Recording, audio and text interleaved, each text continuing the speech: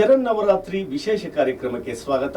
ನಾನು ಮಣಿಕಂಠ ಸೂರ್ಯ. ಆತ್ಮೀಯರೇ, ಪರಿವಾರ್ ಟಿವಿಯನ್ನು ಸಬ್ಸ್ಕ್ರೈಬ್ ಮಾಡಿ, ಲೈಕ್ ಮಾಡಿ, ಶೇರ್ ಮಾಡುವ ಮೂಲಕ ಪ್ರೋತ್ಸಾಹಿಸಿ. ಆತ್ಮೀಯರೇ, ಎಲ್ಲರಿಗೂ ಶರನ್ನವರಾತ್ರಿ ಹಬ್ಬದ ಶುಭಾಶಯಗಳು. ನಮಗೆಲ್ಲ ಗೊತ್ತಿರೋ ಹಾಗೆ ಈ ಸಂದರ್ಭದಲ್ಲಿ ಶಕ್ತಿ ದೇವತೆಯ ಆರಾಧನೆ ಮಾಡ್ತಾರೆ. ಜೊತೆಗೆ ತಿರುಪತಿಯಲ್ಲಿ ವಿಜೃಂಭಣೆಯಿಂದ ಬ್ರಹ್ಮ ರಥೋತ್ಸವ ನಡೆಯುತ್ತೆ. ಅಷ್ಟೇ ಅಲ್ಲದೆ ದುಷ್ಟ ಶಿಕ್ಷಣ, ಶಿಷ್ಟ ರಕ್ಷಣಾ ಮಾಡುವ ಅವನ ಅವತಾರಗಳನ್ನ ಪೂಜೆ ಮಾಡಲಾಗುತ್ತೆ. ಲಯಕಾರಕ ಶಿವನನ್ನು ಆರಾಧಿಸೋದು ಉಂಟು. ಆದರೆ ವಿಶೇಷವಾಗಿ ಹೆಚ್ಚು ಜನಪ್ರಿಯವಾದದ್ದು ಶಕ್ತಿ ದೇವತೆಯ ಆರಾಧನೆ. ಹಾಗಾಗಿ ನವರಾತ್ರಿ ಅಂದ್ರೆ ಜಗನ್ಮಾತೆ ಕಣ್ಮುಂದೆ ಬಂದ್ಬಿಡ್ತಾರೆ. ನವರಾತ್ರಿ ಸಂದರ್ಭದಲ್ಲಿ ನವದುರ್ಗೆಯರ ಆರಾಧನೆ. ಪ್ರಥಮಂ ಶೈಲಪುತ್ರೇತಿ, ದ್ವಿತೀಯಂ ಬ್ರಹ್ಮಚಾರಿಣಿ, ತೃತೀಯಂ ಚಂದ್ರಗಂಟೇತಿ, ಊಷ್ಮಾಂಡೇತಿ ಚತುರ್ಥಕಂ, ಪಂಚಮಂ ಸ್ಕಂದಮಾತೇತಿ, ಷಷ್ಠಂ ಕಾತ್ಯಾಯನೀತಿ ಚ, ಸಪ್ತಮಂ ಕಾಲರಾತ್ರಿಶ್ಚ, ಮಹಾಗೌರೀತಿ ಚಾಷ್ಟಮಂ, ನವಮಂ ಸಿದ್ಧಿದಾತ್ರಿ ಚ, ನವದುರ್ಗಾ ಪ್ರಕೀರ್ತಿತಾಃ. ನವದುರ್ಗಾ ಶ್ಲೋಕ ಎಲ್ಲರೂ ಧ್ಯಾನಿಸ್ತಾ ಇರ್ತಾರೆ. ಒಂದೊಂದು ದಿನದಲ್ಲಿ ಒಂದೊಂದು ದುರ್ಗೆಯರನ್ನು ಧ್ಯಾನಿಸ್ತಾ ಅವರ ಆಶೀರ್ವಾದ ಪಡೆಯೋದು ಪ್ರತೀತಿ. ಇನ್ನು ಕೆಲವರು 3 ದಿನ ತಮೋಗುಣವನ್ನು ಕಡಿಮೆ ಮಾಡೋದಕ್ಕೋಸ್ಕರ ಮಹಾಕಾಳಿಯನ್ನು, ನಂತರದ 3 ದಿನಗಳಲ್ಲಿ ರಜೋಗುಣವನ್ನು ವೃದ್ಧಿಸಲು ಮಹಾಲಕ್ಷ್ಮಿಯನ್ನು, ಹಾಗೆ ಕೊನೆಯ 3 ದಿನಗಳಲ್ಲಿ ಸಾಧನೆಯನ್ನು ಮಾಡಲು ಸತ್ವಗುಣವನ್ನು, ಸಂಸ್ಕೃತಿಯನ್ನು ಪೂಜೆ ಮಾಡೋದಕ್ಕೋಸ್ಕರ ನಾವು ಸರಸ್ವತಿಯನ್ನು ಆರಾಧನೆ ಮಾಡೋ ಪ್ರತೀತಿ ಕೂಡ ಇದೆ. ಪರ್ವತರಾಜ ಹಿಮವಂತನ ಮಗಳು ಶೈಲಪುತ್ರಿ. ಈ ದೇವಿಯ ಅವತಾರದ ಹಿಂದೆ ಒಂದು ಕತೆ ಇದೆ. ಪ್ರಜಾಪತಿ ಬ್ರಹ್ಮನ ಮಗನಾದ ದಕ್ಷ ತನ್ನ 27 ಪುತ್ರಿಯರನ್ನು ಚಂದ್ರನಿಗೆ ಮದುವೆ ಮಾಡಿಕೊಟ್ಟಿದ್ದ. ಉಳಿದವರಲ್ಲಿ ಒಬ್ಬಳಾದ ದಾಕ್ಷಾಯಿಣಿ ಶಿವನನ್ನು ಮೆಚ್ಚಿ ಮದುವೆ ಆಗ್ತಾಳೆ.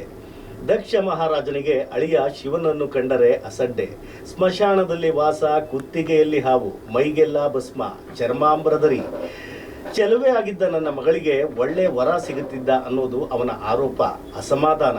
ಇದರ ನಡುವೆ ಒಂದು ದೊಡ್ಡ ಯಜ್ಞವನ್ನು ಆಯೋಜಿಸಿ ಆ ಯಜ್ಞಕ್ಕೆ ಬರುವಂತೆ ಎಲ್ಲಾ ದೇವತೆಗಳಿಗೂ ಆಹ್ವಾನ ಕೊಟ್ಟಿದ್ದ. ಆ ಸಮಾರಂಭಕ್ಕೆ ದಕ್ಷ ಪ್ರವೇಶ ಮಾಡಿದ ಕ್ಷಣ ಬ್ರಹ್ಮ ಶಿವ ಇಬ್ಬರನ್ನು ಬಿಟ್ಟು ಮಿಕ್ದೋರೆಲ್ಲ ಎದ್ದು ನಿಂತು ಗೌರವ ತೋರಿದ್ರು. ಆದ್ರೆ ಶಿವ ದೇವರಾಗಿರ್ಬೋದು, ನಾನು ಹೆಣ್ಣು ಕೊಟ್ಟ ಮಾವ, ನನಗೆ ಅಗೌರವ ಕೊಟ್ಟ, ಅದು ಸರಿಯಲ್ಲ ಅಂತ ಮನಸ್ಸಿನಲ್ಲೇ ಉರಿದು ಬಿದ್ದ. ಅದಕ್ಕೆ ಪ್ರತಿಕಾರ ಅನ್ನುವಂತೆ ಶಿವನಿಗೆ ಅವಮಾನ ಮಾಡಲೇಬೇಕು ಅಂತ ಕೆಲ ದಿನಗಳ ನಂತರ ಇನ್ನೊಂದು ಯಜ್ಞವನ್ನು ಆಯೋಜಿಸಿದ. ಆದರೆ ಮಗಳು ದಾಕ್ಷಾಯಿಣಿ ಹಾಗೂ ಶಿವನನ್ನು ಹೊರತುಪಡಿಸಿ ಎಲ್ಲರನ್ನೂ ಆಹ್ವಾನಿಸಿದ. ಮಗಳ ಕಿವಿಗೆ ಬೀಳದೆ ಇರುತ್ತಾ? ಅದು ಹೇಗೋ ದಾಕ್ಷಾಯಿಣಿಗೆ ವಿಚಾರ ತಿಳಿತು. ತವರು ಮನೆ ಕಾರ್ಯಕ್ರಮಕ್ಕೆ ಹೆಣ್ಮಗಳು ಸುಮ್ಮನೆ ಇರ್ತಾರ? ಖಂಡಿತ ಹೋಗ್ಲೇಬೇಕು. ದಾಕ್ಷಾಯಿಣಿ ನೇರ ಶಿವನ ಬಳಿ ಹೋಗಿ ಕಾರ್ಯಕ್ರಮಕ್ಕೆ ಹೋಗೋಣ ಅಂತ ಕೇಳಿದ್ಲು. ಶಿವ ಹೇಳ್ತಾನೆ, ಇಲ್ಲ, ಆಹ್ವಾನ ಇಲ್ದಿದ್ರೆ ಅಲ್ಲಿಗೆ ಹೋಗೋದು ಕ್ಷೇಮ ಅಲ್ಲ, ಬೇಡ ಅಂತ. ದಾಕ್ಷಾಯಿಣಿ ಮುನಿಸ್ಕೊಳ್ತಾಳೆ.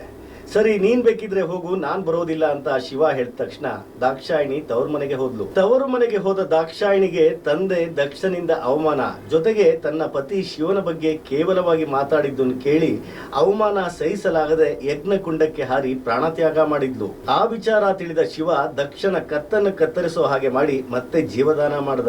ಆದ್ರೆ ಸತಿ ದಾಕ್ಷಾಯಿಣಿ ಸುಟ್ಟು ಕರಕಲಾಗಿದ್ದನ್ನು ದೇಹವನ್ನು ತಗೊಂಡು ವಿರಕ್ತನಾಗಿದ್ದ.